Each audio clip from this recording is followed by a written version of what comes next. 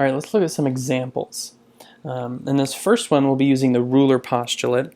Remember, it says that we can assign value to points on a line.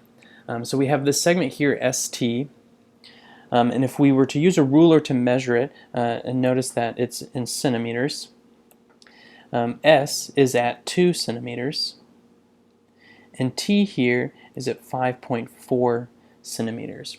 And so if we want to find the length of this segment, so the distance from S to T, that would be equal to the absolute value of 5.4 minus 2. Okay, where are they on the ruler? And then we simplify. Absolute value of 5.4 minus 2 is 3.4, and then the absolute value of 3.4 would just be 3.4. So the length of ST is 3.4. So again, we identify where they are on the ruler, find their difference, take the absolute value, and that will be the distance of that segment, or the length of that segment. Let's look at number 2. This is where we're talking about congruence. Okay? So in number 2, we're given 4 points, and we're going to plot them in this coordinate plane, and then determine if the segments JK and segments LM are congruent or not. Okay, so let's first plot the points. J is at negative 3, 4. So that would be right here. So negative 3 and then up 4. K is at 2, 4. So that would be right here. So here's J, here's K, and then we have segment JK. L is at 1, 3. It's right here. And M is at 1, negative 3.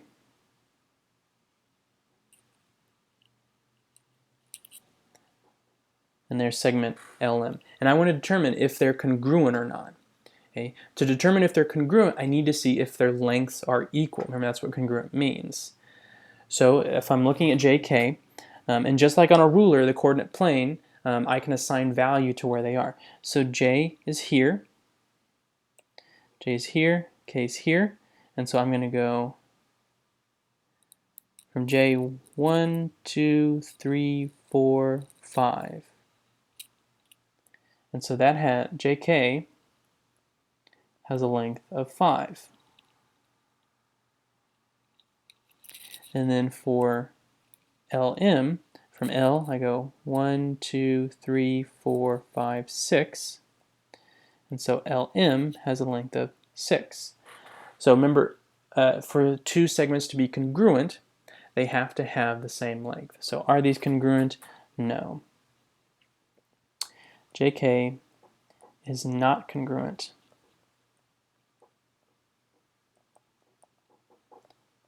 to LM because they don't have the same length. All right, let's look at a couple more examples, number 3 and number 4. So in this one, we're using the segment addition postulate. Remember, the segment addition postulate says that if a point is between 2 other points on a line or a segment, then the 2 portions of that segment added together should be equal to the total length of the whole segment. So again, you've got the definition there above with the specific example. So in this number 3, we're finding the length of DF. So what's the length of DF, or the distance from D to F? We know from D to E, and we know the distance from E to F. And so the addition postulate says, or the segment addition postulate says, that DE plus EF should be equal to DF. Well, we know the length of DE is 23. We know the length of EF is 35. And we don't know DF, that's what we're looking for. So I'll add 23 plus 35 to simplify. It's 58 is equal to DF. And so DF has a length of 58. Let's do last one, number 4. Find the length of GH. So again, we can use the segment addition postulate because we have a segment, and we're looking at the lengths, or the distance between the points. So if I were to set up the segment addition postulate, I would say that FG plus GH is equal to FH. Okay?